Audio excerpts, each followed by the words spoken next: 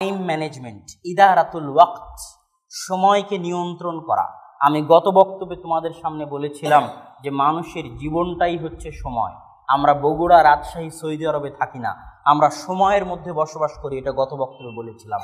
কিন্তু সময়কে আমি কিভাবে ম্যানেজ করব, সময়কে আমি কিভাবে নিয়ন্ত্রণ করব, এটা আমাকে জানা থাকতে হবে। এই সময় নিয়ন্ত্রণ করার একটা কৌশল বলে আজকের সংক্ষিপ্ত বক্তব্য এখানেই শেষ করব ইনশাআল্লাহ। যারা সময় নিয়ন্ত্রণ করতে চায় তাদেরকে দুটো বিষয়ে জ্ঞান রাখতে হবে। এক, আজ থেকে 15 বছর পরে, আজ থেকে 20 বছর পরে, আজ থেকে 25-30 বছর পরে তোমরা নিজেদেরকে কোথায় দেখতে চাও, এটা কল্পনা করা শিখতে হবে। যে এটা কল্পনা করতে পারে সে একদিন সফল হবেই। এখনই কল্পনা করতে হবে, আজকেই কল্পনা করতে হবে যে আমি আজ 2019 সালে এখানে পড়াশোনা করতেছি, আজ থেকে 20 বছর পর আমি নিজেকে কোথায় দেখতে চাই।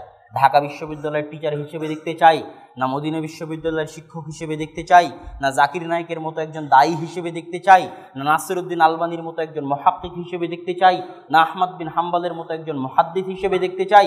নিজেকে আজ থেকে 20-30 বছর পর আমি কোথায় দেখতে চাই, এটা কল্পনা করা শিখতে হবে। এটা হলো 1 নম্বর কাজ। 2 নম্বর কাজ, 2 ধরনের রুটিন থাকতে হবে। এক ধরনের রুটিন হচ্ছে লং টার্ম রুটিন, আর একটা হচ্ছে শর্ট টার্ম রুটিন, দীর্ঘস্থায়ী পরিকল্পনা। যে আজ থেকে 15-20 বছর পর আমি নিজেকে এই জায়গায় দেখতে চাই, তো এই 15-20 বছরে কি কি করলে আমি 15-20 বছর পর এই জায়গায় পৌঁছতে পারবো, এর একটা লিখিত প্ল্যান থাকতে হবে। যে এই প্ল্যান